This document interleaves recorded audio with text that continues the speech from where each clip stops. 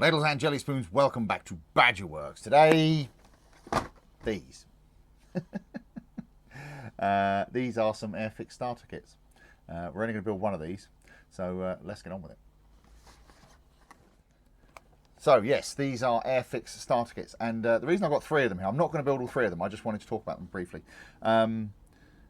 You've probably, you may have seen before, I've built some of these Airfix starter kits. They sometimes sell them in Aldi. And in Aldi, they tend to sell just the aircraft. Well, I went into Lidl the other day, and they had some, but in addition to the aircraft, they had these. So there's the Sherman Firefly, and there is a Willys Jeep, and for our purposes, a Mk.I Tiger. Now, the interesting thing about these models is, if we look on the back, this one, the Jeep, says tooling 2011, so it's a fairly old one, but we'll put that to one side. Now the Firefly, the Sherman, it says 2020, so it's actually quite a new one. But again, we're going to put that to one side, because what we're actually going to build is this one. So this is a Tiger Mk.I, and again on the back here, if we look, it says design and tooling 2020, so this is a fairly new one, so hopefully we should expect good things from this. The starter kits are usually pretty good, I have to say. But as is usually the case with these things, there is a bit of a story here. Now, some of you may well have seen a film that came out of Russia in, I think, 2012, 2013, called White Tiger. And if you haven't seen it, it's well worth a look. If you like World War II films, if you like armour films, you'll enjoy it. You will cringe at it a bit, I admit. It's also a very interesting story. It's not what you think. It's well worth a watch if you get the chance. Now, the titular White Tiger of the film looks odd. I'll put some pictures up if I can find any, because it's not a tiger. There are very, very few Tiger tanks left in the world, and in fact, I might be wrong here, so do correct me in the comments, but I believe the only functional Tiger tank left in the world is at the Tank Museum at Bovington. Again, I'll put a picture up. I'm sure I've got some pictures of it somewhere. So they didn't have a Tiger. So what they did, apparently, and this is only from like reading things on the internet, which of course we all know must be true, it's on the internet, but apparently the T-34s in the film are actual T-34s, but the Tiger of the title is actually apparently a Joseph Stalin tank with a body kit on it to make it look like a Tiger. Which is kind of interesting. I mean, it's one of these things, it doesn't matter, it's just a bit of fun. And they've done a good job on it. It looks like a tiger, sort of, if you squint. But anyway, the whole point of that film, I'm not going to spoil it for anyone who hasn't seen it, but there is this white tiger that is terrorizing the Soviet forces. And it's the story of how they try and deal with it. So there's a scene in the film where the hero of the film, who is a Russian tank driver, lays an ambush for the White Tiger, and he uses another T-34 as bait, and then he hides his tank, you know, and they try and ambush the White Tiger. And I won't go any further than that, but what I'm going to do is I had an idea ages ago to make a diorama of that, and just never got round to it. So anyway, when I saw these in Lidl, I thought, this is the perfect opportunity. So this is probably going to be a couple of videos to do this, mainly because I don't have the T-34 yet. I've got them on order. But we're going to start by building this. So I think what we're going to do is we're going to do one video of building this, another video building the T-34s, of which there are going to be two, and then we're going to do a diorama. So whether that will be 2 or 3 videos, I don't know yet, but we'll figure it out as we go along. But we're going to start with this. So let's get this thing out of the box and have a look at it. Right, so there's our little thing of paints. As usual, they only give you a couple. You've got, well, black, whatever that grey is, and some form of green, grey, whatever that is. As usual, we won't be using these, but my daughter actually uses these. I've got loads of these things, and she's basically taken them, or she uses them for her models, which is, so we're getting some use out of them. But we'll put that to one side. Let's have a quick look at the instructions. Have we got any? What's, oh, there's the brush. Definitely keep the brush, they're useful. I'll put that in the stand. Now I'm hoping there we go. There are the decals, which, as I suspected, are very simple. Just a couple of crosses and the numbers. We'll only be using a couple of these because the tank in the film doesn't really have any markings. It has a couple of crosses on the turret, and that's it. So we'll probably only use these two, but we'll cross that bridge when we get to it. We'll put those to one side. The instructions. Tiger 1 gift set. Let's see. When the mighty German Tiger 1 entered service during the autumn of 1942, it was the most advanced tank in the world, and one designed specifically to dominate the battlefield. Capable of destroying anything the Allies had in service, the Tiger possessed the standoff advantage, where it could kill without being killed, picking off enemy tanks before they could even think about returning fire. Unfortunately for the Wehrmacht, the awesome potential of the Tiger was never fully realised, as it was over-engineered, extremely complex and expensive to produce, ensuring there were never enough Tigers on the battlefield at any one time.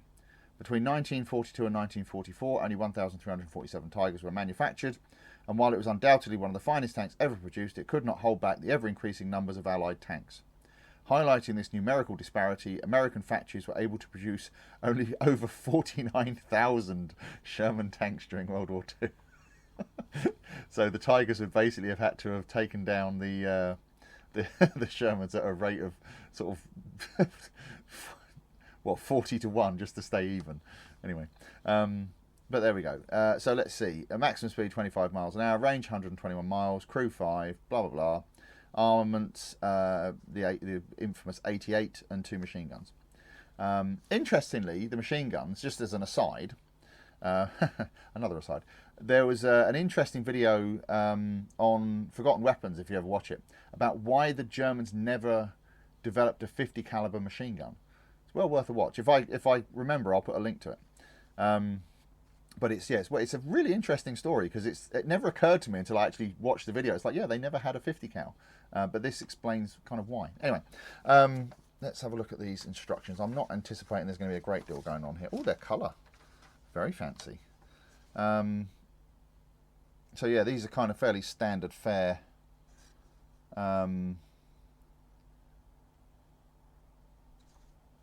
Instructions.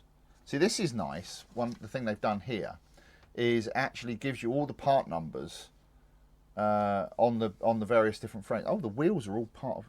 Oh, that's going to be interesting.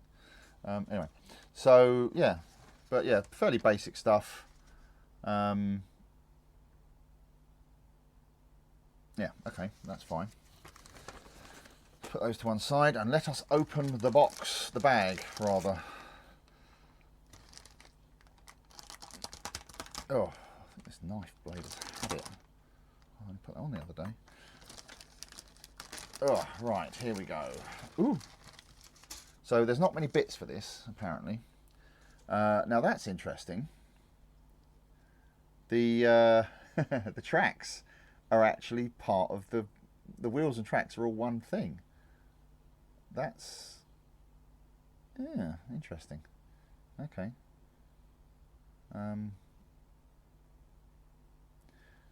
Right, okay, that's fine. Now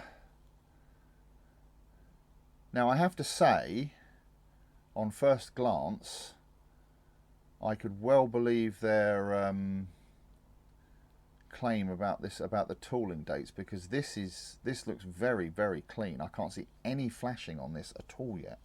Even on the tracks here, these, because I don't know if you can see that very well, but usually it's around areas like here you'll get a bit of flashing, and there's actually none that I can see. Oh, there's a little tiny bit there, but that doesn't matter because we've got to cut that off anyway.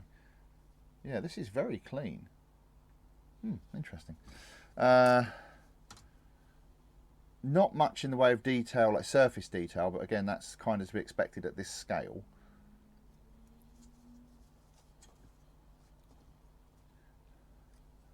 Yeah, that looks all right. like I say, not much surface detail, but so what would you expect? Now, one thing I was curious about, and I'm kind of glad to see it, these are the side skirts here. Because on the, oh, hang on, get the box back. On the box here, you can see these side skirts are dented and bent, and these are not. And I'm quite glad about that, because we're not going to make too many changes, but there's a couple of little things I want to do to make this look like more like the tank in the film. And one of the things, it has side plates, which, as far as I'm aware, Tiger's never had. Again, I might be wrong, but I'm going to try and add those, just, you know, because I can. We'll have to have a look at it and see how it goes together. Because the other thing it's got as well, which, as far as I'm aware, Tiger's never had, it has smoke discharges on the turret. So we'll put those on as well. But yeah, that looks all right. Okay. Right, I suppose we can start putting this thing together. Right. Now, another thing I just noticed actually on the plans here is it actually tells you on each step where the parts are on the frame, which I think is a really nice touch. So well done, Airfix. That's good there. I mean, again, for this, it's not as important because there's so few parts, but I think that's a really nice touch. So good job. Okay, let's start putting this together. Now, I want to put the hull together first, because like I say, I might need to put these side plates on. So we'll figure that out. So we need, what do we need? We need the bottom of the hull.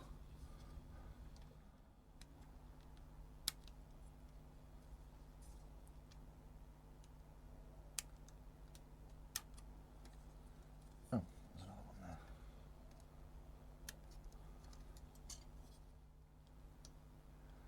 Alright, so it'll be interesting to see how well this goes together, being a new, supposedly new tooling.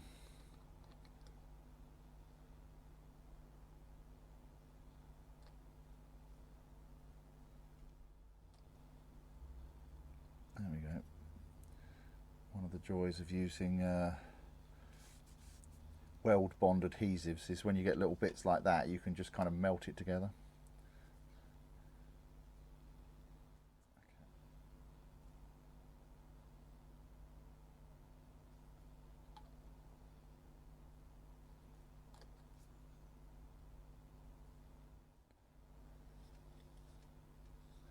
Yeah, it's not terrible, but it's not fantastic either. Right, now we want the top of the hull.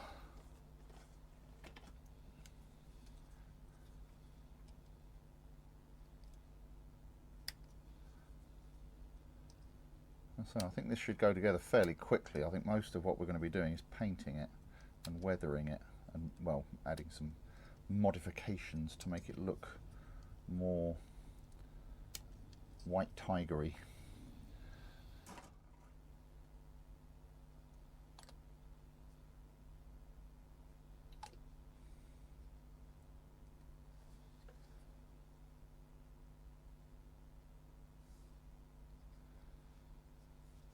Right, now I think we need to put the side skirts on, and that's when we're going to have to stop and think about this a little bit. Yeah. Right, side skirts. Ugh. That goes on like that. Let's get some glue on it, and then we can maneuver it into place.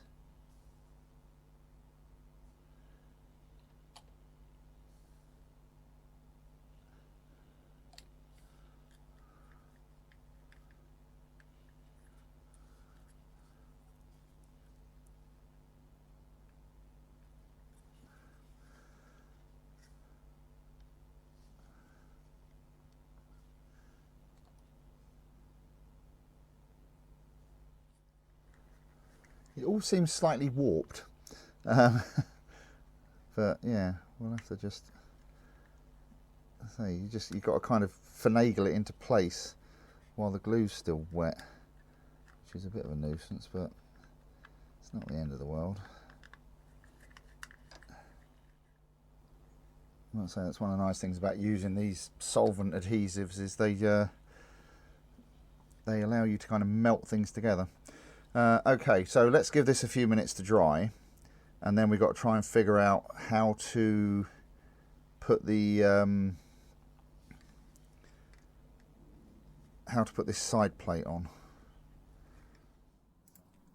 So to start with here, I'm just adding a few little bits on the sides just to basically pad out where the side skirts are now obviously wider than they were before. So just a couple of bits of plastic on there, and now just cutting a slice down the inside to allow me to actually fold that side skirt out so it lays flat, because the tank in the film, the side skirts are actually flat, they're not angled. So obviously where they've been added afterwards after the fact. So as I see here, I've just where that cut is, and I just scored the plastic and then just bent it up. It's very thin, so it's very easy to bend up out of the way like that. And then, as I say, the bits that I added prior to that will basically make everything add out. And here's the one going on the back for the same reason, just to basically fill out that space, which is fiddlier than it looks.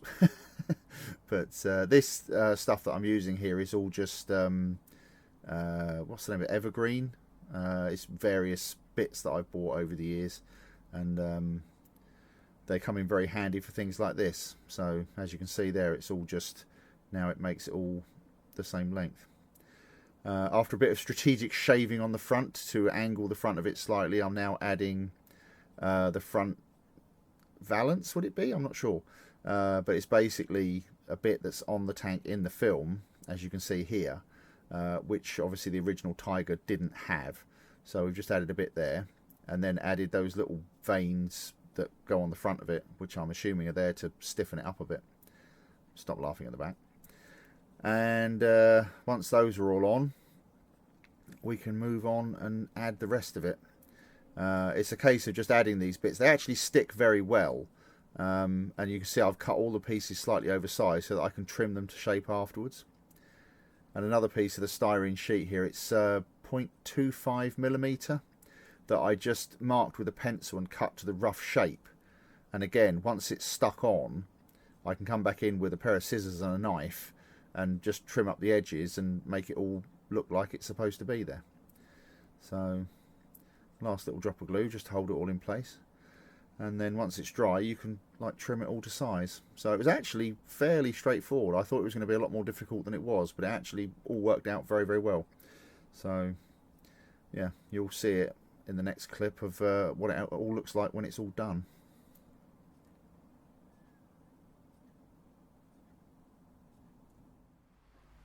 Right, so that's the first side pretty much done for the side guards, side skirts.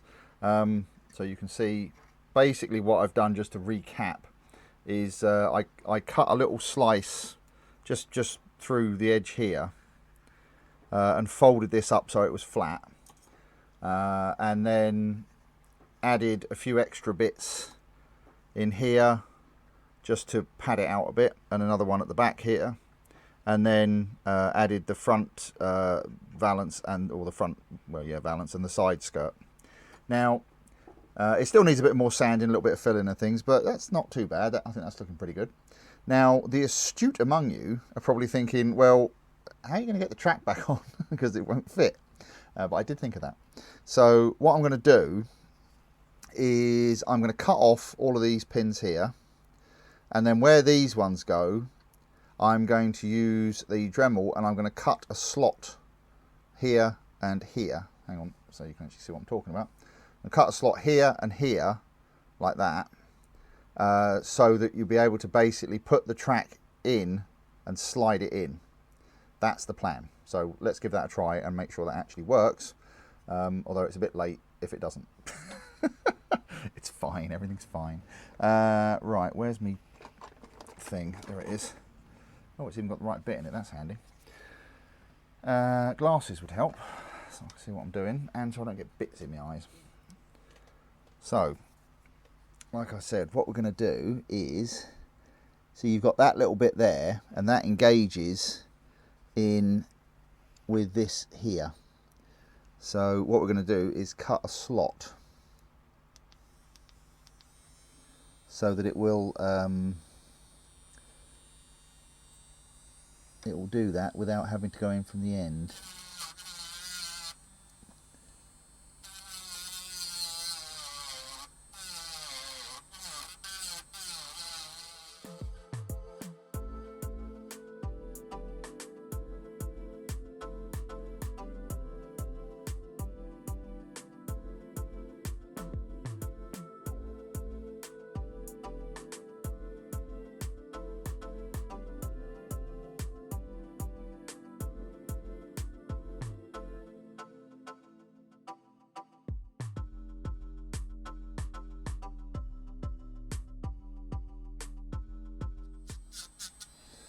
Right, that should do us. So we'll clean these up a bit. I'll clean these up a bit, I'll cut those things off and then we'll see if it fits. Right, so I've cut the pins off, and so I've cleaned those up a little bit. Let's see if this actually works. I hope so, because otherwise this is going to be really awkward. So that should just go in like that. Oh, the front fits. Oh, perfect. Excellent. So, yeah, that'll work fine. There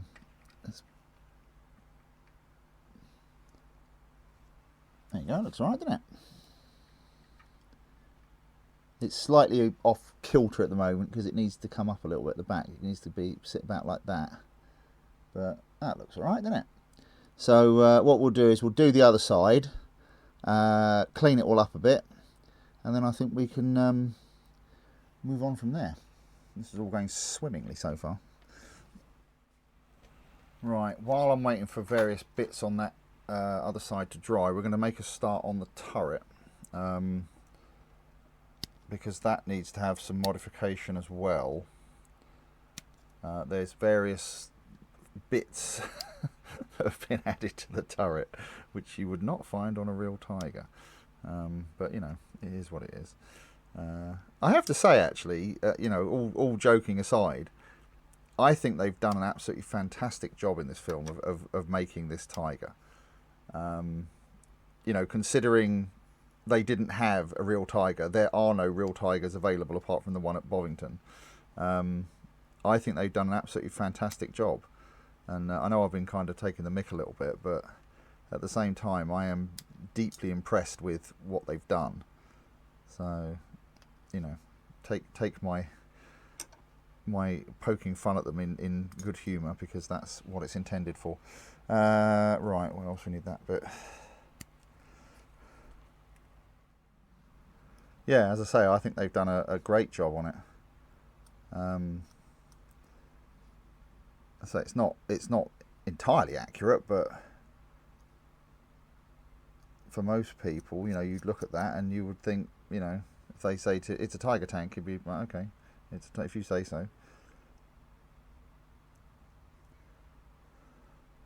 One thing I've noticed with this model, actually, there's a lot of little bits, like here, for example. I don't know if you can see that, but there's a little like lump of plastic that should not be there, and there seems to be a lot of them on this, and it's a lot of the cleaning up is getting rid of those, but you know, never mind. Does it matter which way around that goes? Well, it has a large pin and a small pin. Okay, so it goes that way around. Right, let's get a bit of glue.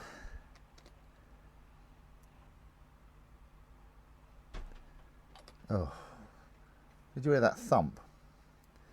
That's a seagull landed on the roof. We put some chicken out in the garden earlier, and they've been coming down and fighting over it ever since. It's kind of funny, but the trouble is they obviously like to check before they land that it's safe to come in, so they have a tendency to come down with a massive thump. Which way round does that go? Let's make sure we get this the right way up. That bit goes that way. Okay. So that needs to go that way round.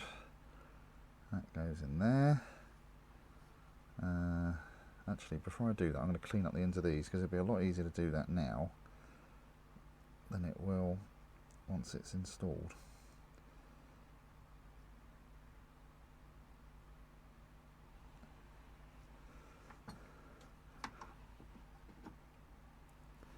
Right, so once again, that goes in there, and then we get the other side of the turret, and that goes on like that. Oh, now this side's come out, because of course it has. That goes like that, that goes like that.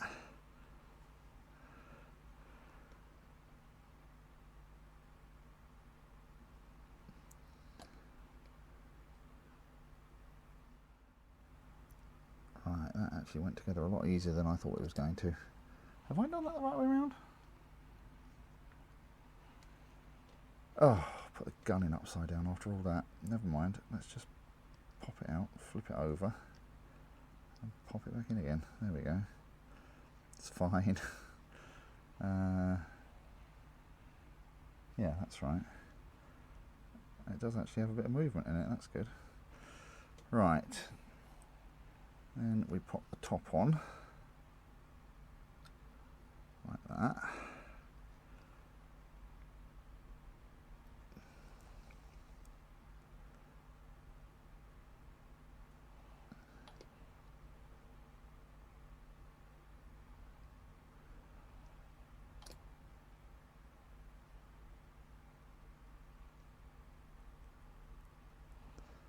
Right, and now this goes on the back like that. Oh, he says as it falls off. Get on there.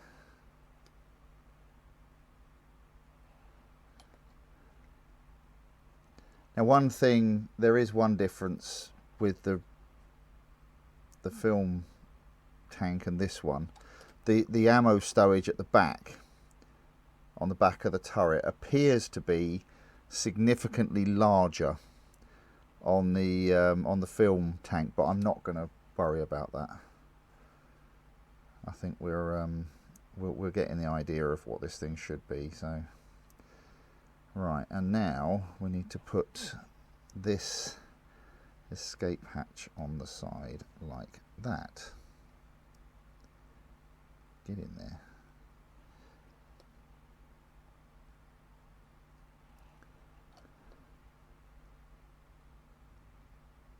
There we go. And it'd help if that was actually straight, which it still isn't. Oh, come on.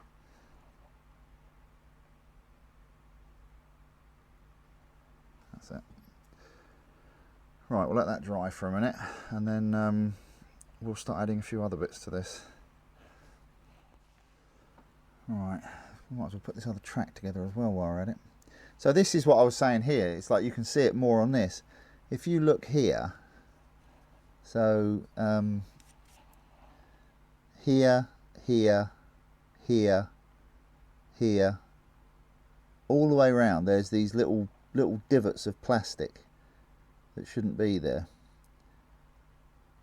And I noticed it when I test fitted the other track together, and it wouldn't fit together properly, and I couldn't figure out why at first. But they're quite difficult to see because of the colour of the plastic. But they're all the way round. Like you see here, look. You have to cut them all off, otherwise the track doesn't go together properly. It's really odd. It's like they're like little cuts. I don't quite know how I don't know if it's something to do with the demoulding process or what, but if you do build one of these, just keep a lookout for those, because they do get in the way.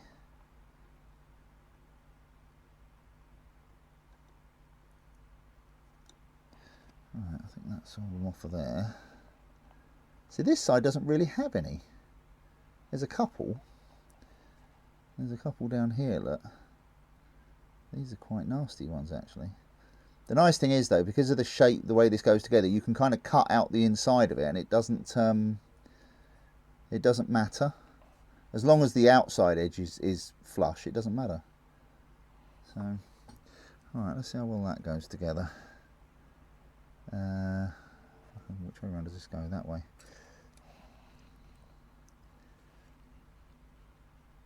Yeah, that's better. Right. Put some glue on this. But if you look at these tracks, they're kind of different shapes from one side to the other, but I dealt with that on the other one. I'll show you in a minute once it's dry how I did it. It's not difficult, just slightly annoying. Now, coming back to the turret here, one of the things that we have, because obviously we've got this escape hatch here, but on the one in the film, if you look, there's another hatch thing here, so we're going to make one of those. And I think what I'll do is I'll just cut that out of a piece of plastic card. Let's find a suitable little scrap that we can use. Right, that's kind of circular. Just give that a little sand on the edges. Right, I think that'll do. Now, oh actually, let me get this. That pickup tool will help. Now, let me just check where it goes. Right in front of the stowage bin. About there. And then we take this and we pop that on there like that. And then what we'll do is we'll take our tweezers and we'll just push that down so that it's flush.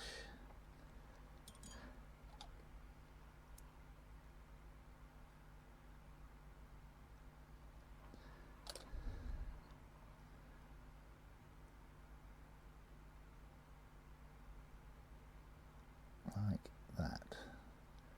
There we go. That will do us. Now, there's a couple of other little bits we need to add to this, just to make it look the part.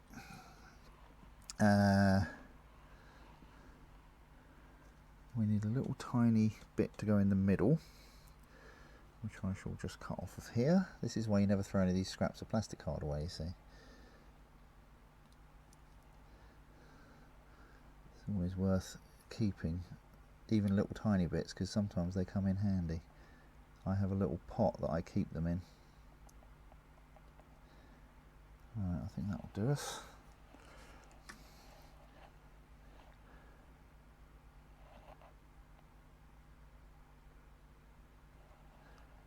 And we'll take our pickup tool again and we will pop that in the middle.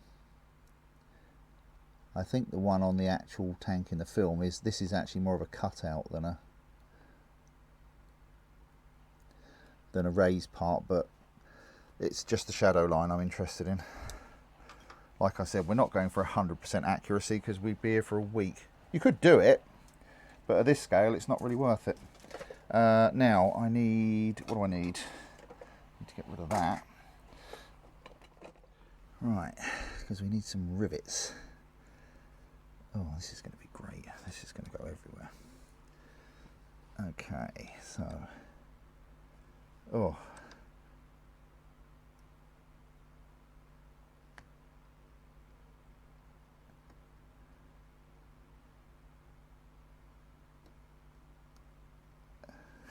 This is the trouble doing this, is you cut them and they just disappear.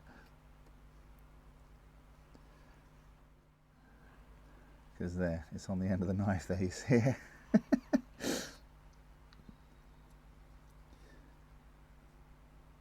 Oh, right. Now, where do these go? I think they're on the sides, aren't they?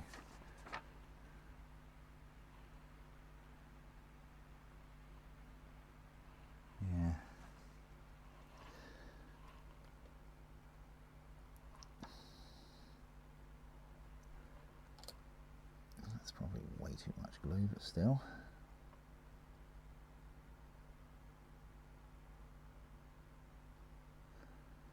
Right, there's one.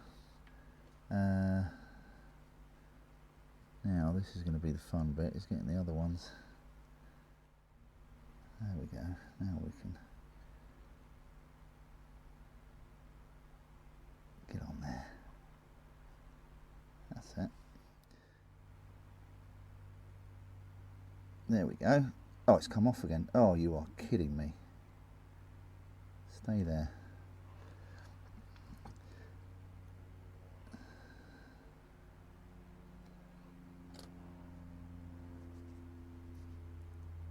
Okay.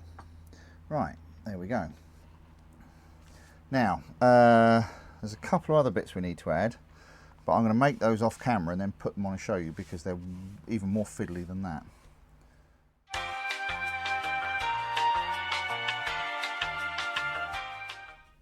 Right, so as I mentioned, I've done a few bits off camera. I've added the rivets to the side. I've added the some toe brackets to the front, the shackles. They were just bent out of a little piece of wire. And I also 3D printed some track links. Now these came from Colts 3D from someone called Faustus. I'll put a link in the thing. So these are actually originally 1/35th scale, so I basically just halved the size of them and printed them out. And they come out looking rather well, actually. So that's that.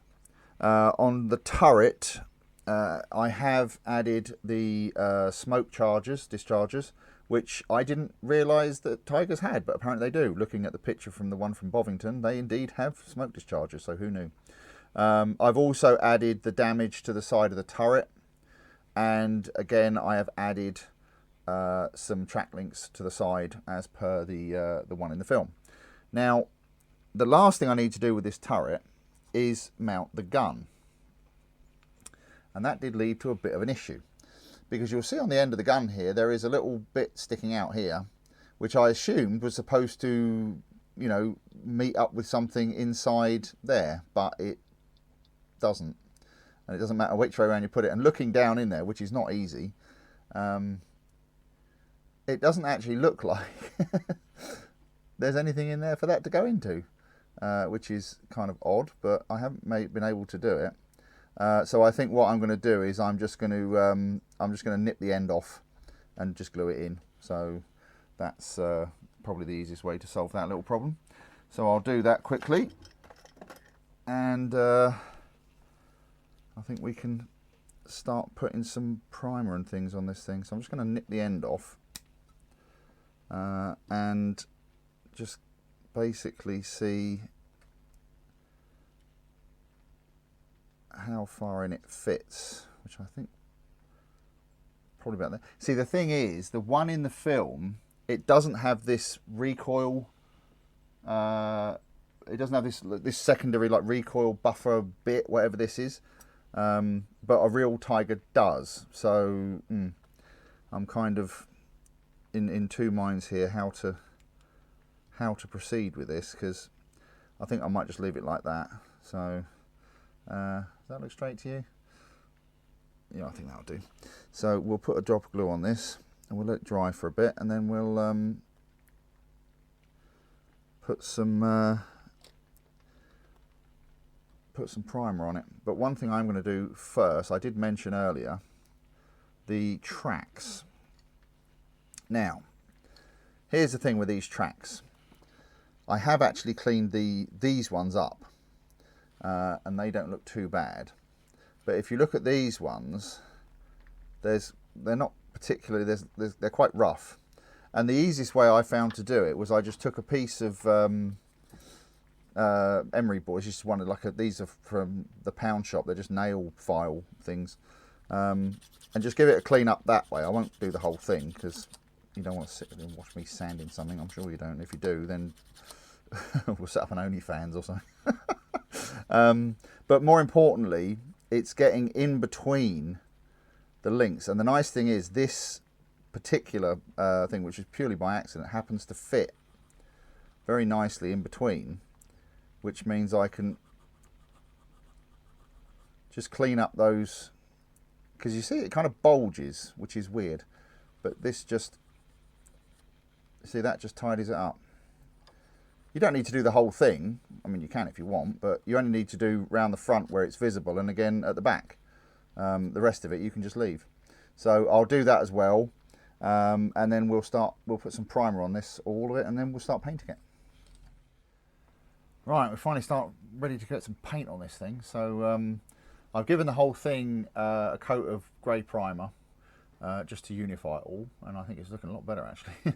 But what we're going to do to start with is we're going to do some pre-shading with this XF2 flat white.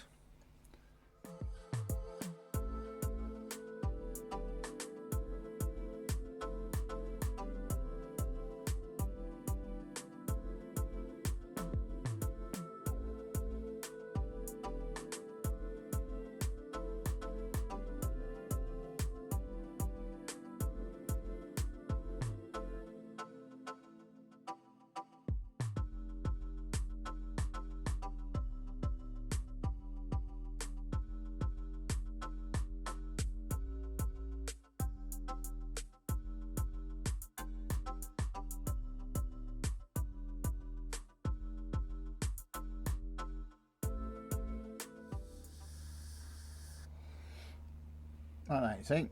So I'll carry on and do the rest of this. I might go over it a couple of times actually, and then we'll go on from there. Alright, there we go. That's looking alright so far. So what I'm going to do now is I'm going to start hitting some of the darker areas with this RLM grey.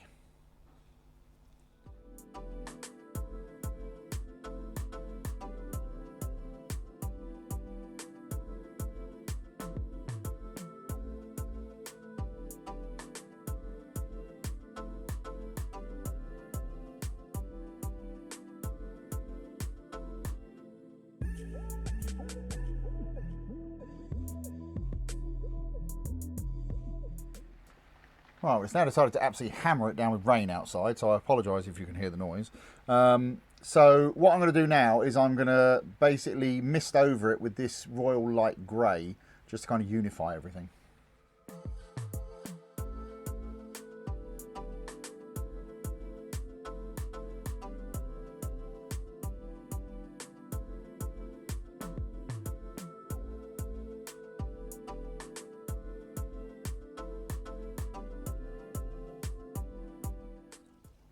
Right, so that's kind of brought everything together, and now what we're going to do for our final colour coat is this.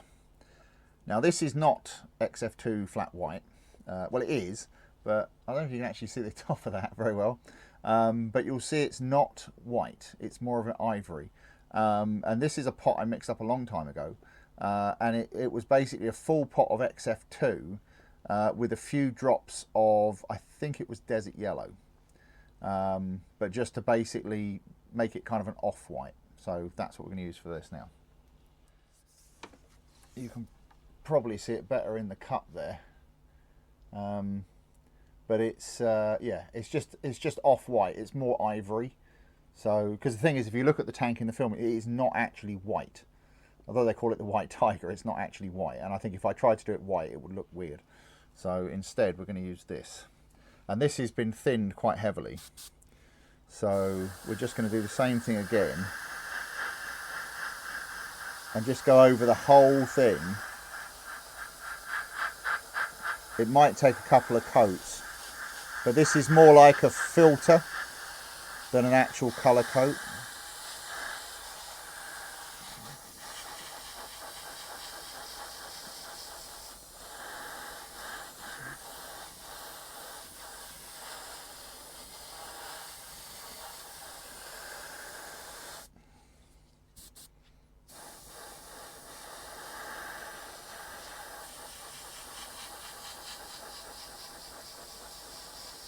And again, it doesn't matter if the coverage isn't 100% because we've got to do a lot more weathering on this yet. But there you go. I think you'll find that's not looking too bad at all. So we'll do the turret quickly.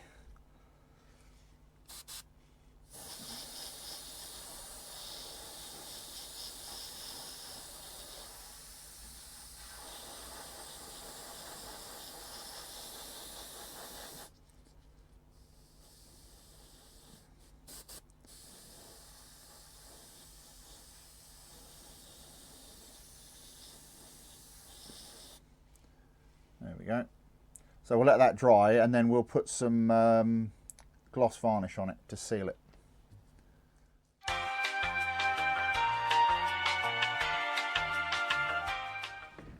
Right, now this varnish is dried, I'm going to basically I'm going to put the decals on, then I'm going to mist over them with the our off-white, and then give them another quick lick of varnish, and then we can start weathering this thing. So let's get these decals on, because the thing is, if you look at the actual tank from the film, you can barely see the markings. They're almost completely obscured by paint and dirt and all sorts. They're more kind of, they just give like a hint of the markings rather than the full markings. But I'm just wondering actually how they're going to go on, because the problem that we have is the markings normally go on the side here where the tracks are, and on the one in the film they put them further forwards. So, but we'll see how we go.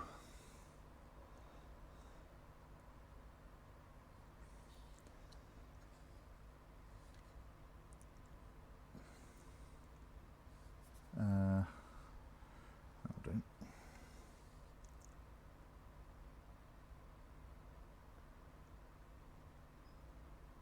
Get on there.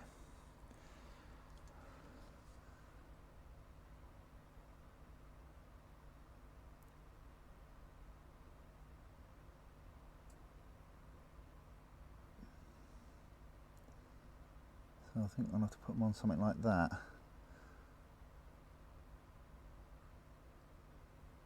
Over the top of that, whatever that is. This should work all right. Is that straight? Yeah, just about.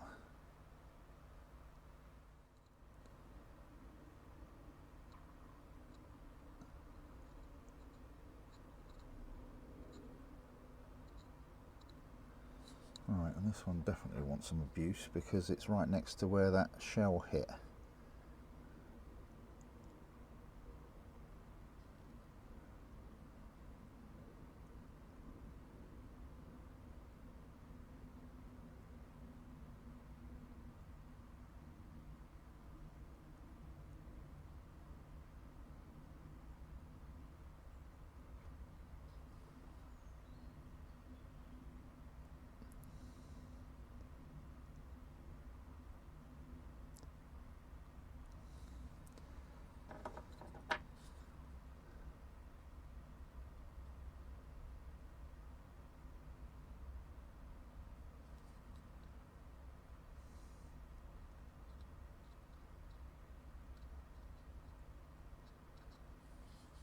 There we go. Like I say, I'll just give them a flick over with the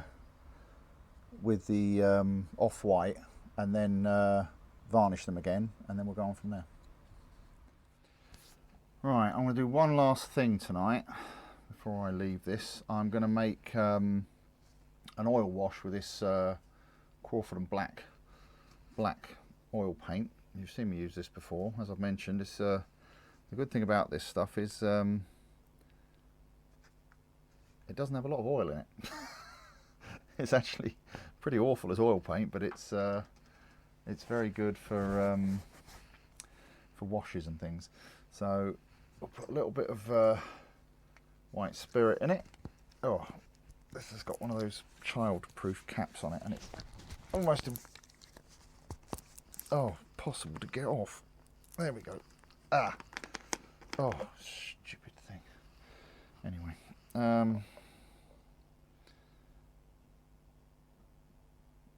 Alright, we might want a bit more than that, but we'll start with that and see how we go. Brush. This brush will do.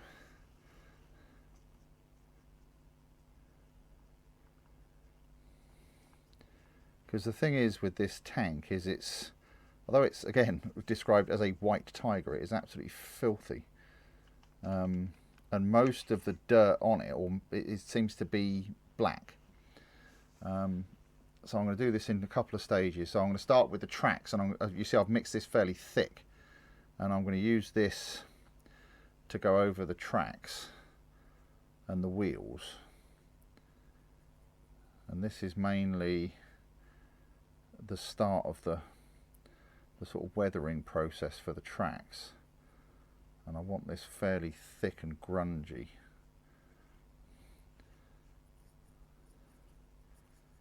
So I'll do all of the wheels and the tracks with this, and it will look horrific to start with. You think, what's he doing? But all will become clear.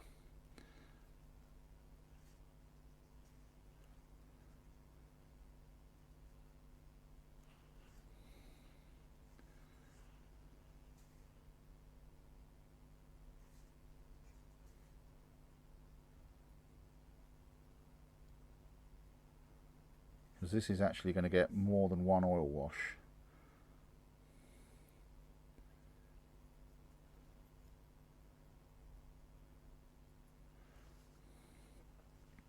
To start with, we're going to go with this black.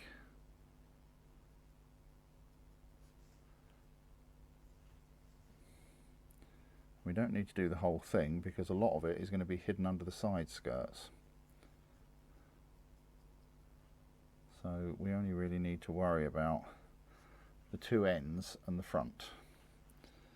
So that will do for that one. I'll do the other one.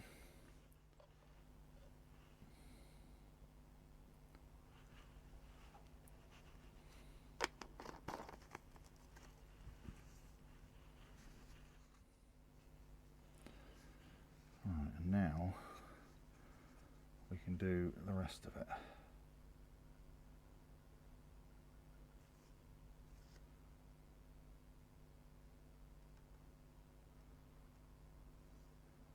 Because like I said, if you look at the pictures, this thing is absolutely filthy.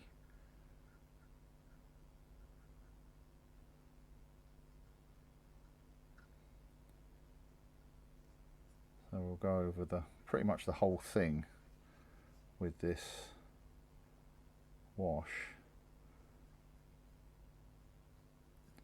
and then most of it will clean off. And then we'll add some more here and there in strategic spots. Because I say it's an odd thing, because although it's filthy, it's black, not brown. So it's not like it's dirt, it's more like it's oil and smoke, which is interesting.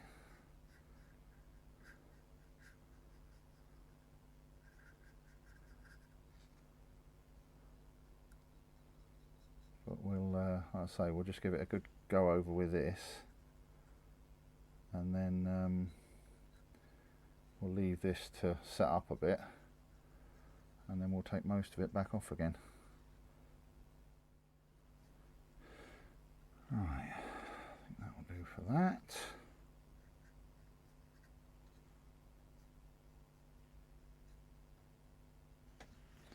That looks decided suitably grotty.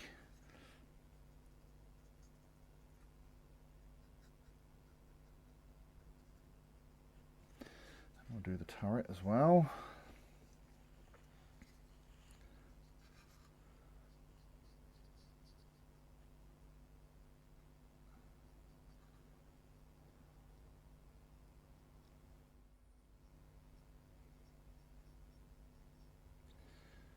Right, that should do us.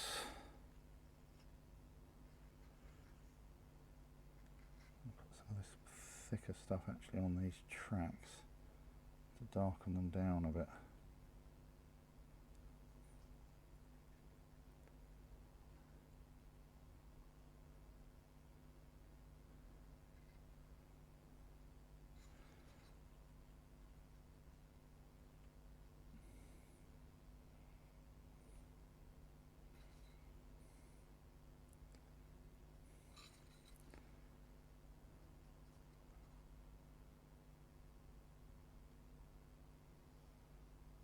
Right, I'll let that dry up a bit and then we'll start cleaning it off.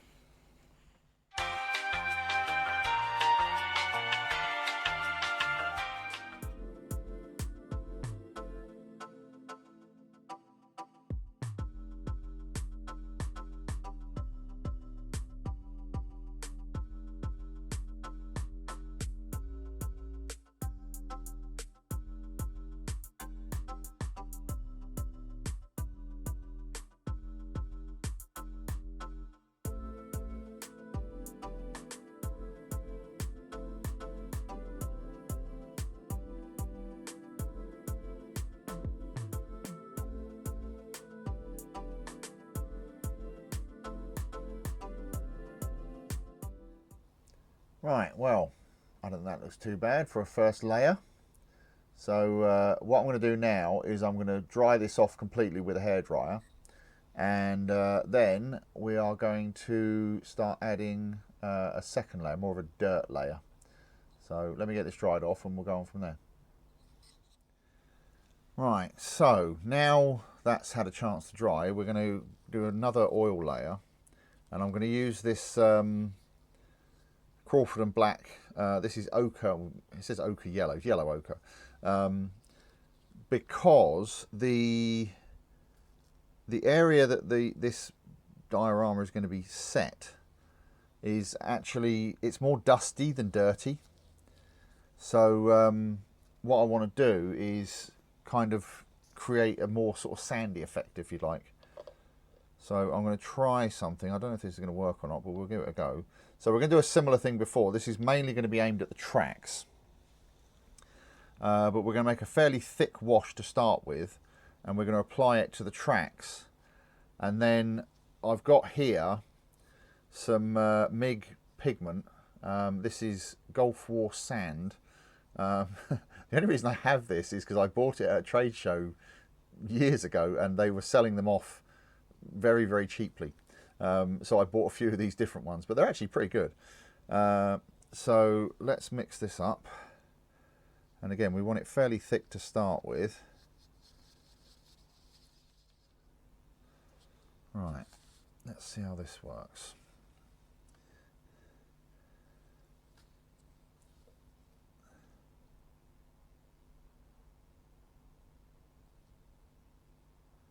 So this is mainly, we want to get it in the sort of grooves of the track.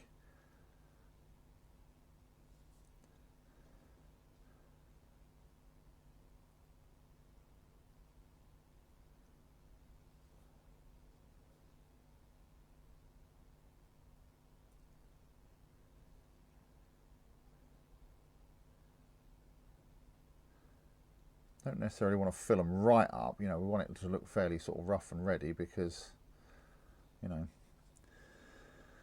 that's, it's not uniform. And we'll go down the side like this. Again, with the fairly thick stuff.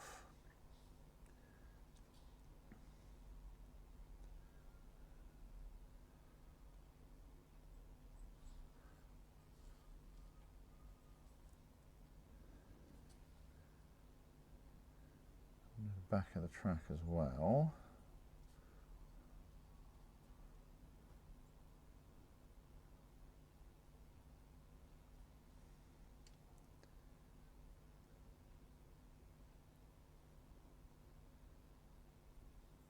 And then we want to get some on the wheels.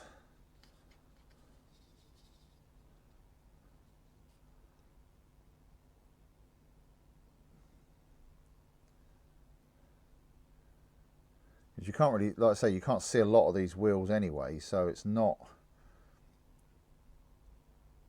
sort of crucial as much to do this, but it's more the bottom of the track and so on. Like that. And so what we're going to do is, rather than let this dry, I'm going to start taking this off straight away, because I want to try something. I don't know if it's going to work, but we'll give it a go. So we'll just take it off like that, so that it just stays in the grooves.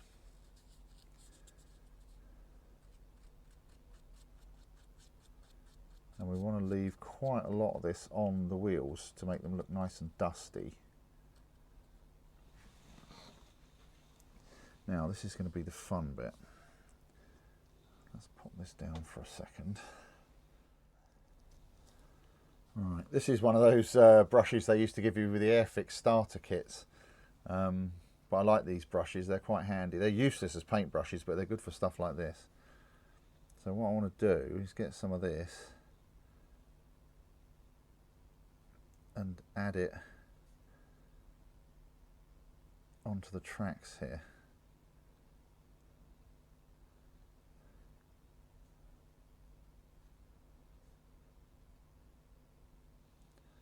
Yeah, I think that'll work. That doesn't look too bad actually.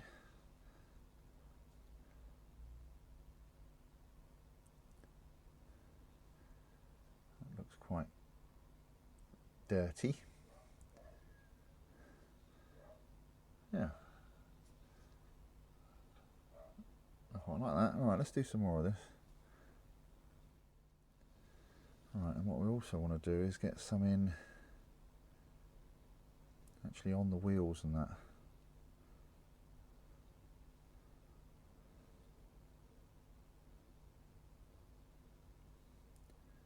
Because this will stick to the oil paint. It will also help hide the fact that there's no detail on the inside of the track. I'll say we mainly want to focus on the bottoms of the wheels because that's going to be the only bit that shows. More at the back there. Yeah, I like that. Right, what I'm going to do is I'm going to let this set up for a bit, and then what I might do is come back and just maybe just remove a little bit from the actual treads, like the outside of the treads. But let me get on and do the other one, and then we might put a little bit on the side skirts as well. Yeah, very pleased with that. Right, there we go, that's the hull as well. So I've just added a bit of dirt to the front and the back. And around the side skirts, not too much. Like I say, I don't want it that, you know, muddy, if you like. So that'll do for that. What I am going to do is start working on this this scorch mark on the side of the turret, and I'm going to use some black pigment for that, if I can find it. Right, so I thought I had a pot of it somewhere, but I can't find it. So we'll use some of these Hobbycraft soft pastels. Oh, get it out of the box.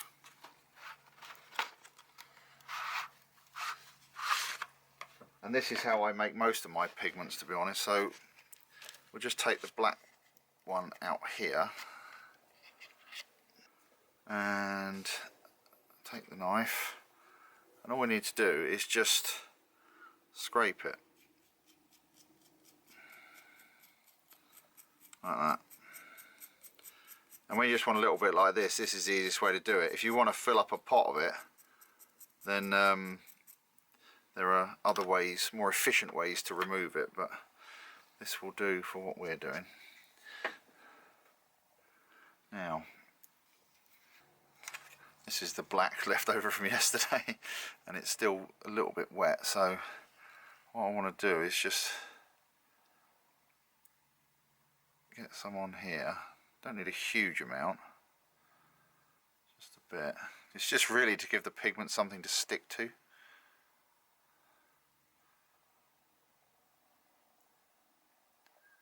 Like that. And then we take our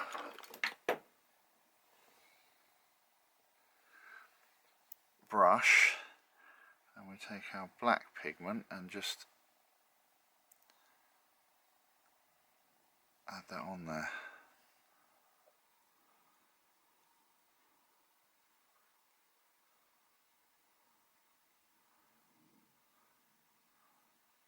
Like that.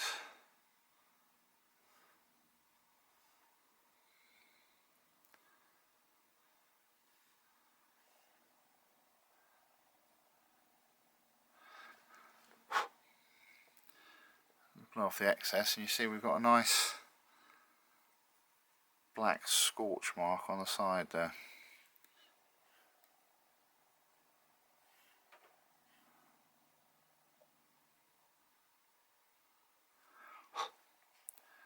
there we go. So I'm going to seal all this again with some more varnish,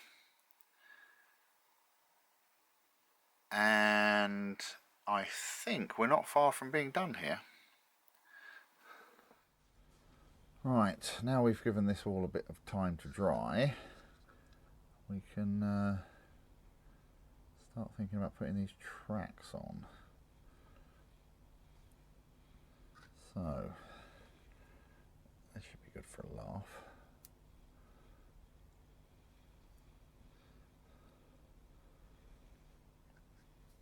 Let's see if we can get these in. The tube's blocked up on me glue. There's a way to get around this. You get a lighter.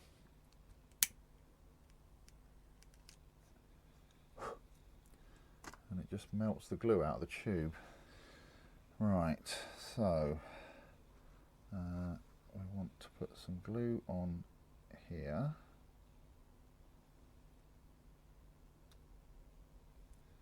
And some on here. And I'm going to put some on the track just for good measure.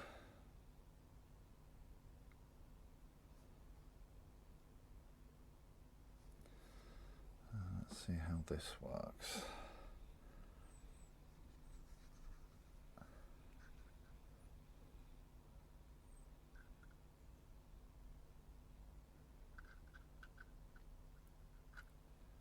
That's that end.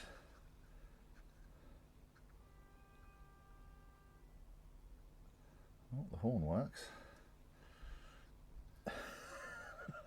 It's one of the neighbours, I don't know what it is. Right, that one's on, that one okay. Let's get the other one.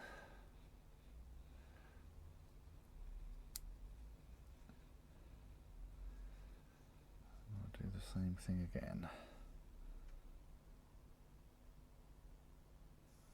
Nice gobber glue on there.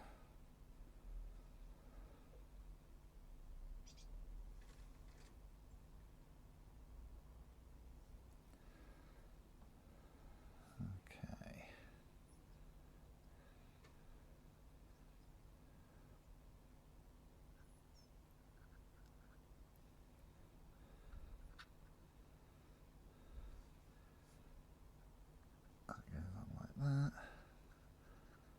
I'll say the back's the more tricky bit because it has a tendency to sit down a little bit below where it needs to go. We'll let that dry and I think we'll be ready to wrap this up. And here is our finished article, my rendition of the Belый tигр. I apologise for butchering that pronunciation, but anyway.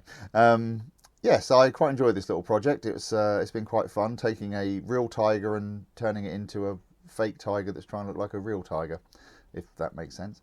Anyway, as I said, you will be seeing more of this in an upcoming video. The next thing we need to do is build the T34s, which still haven't arrived, which I'm getting slightly concerned about, and the diorama for them to go on.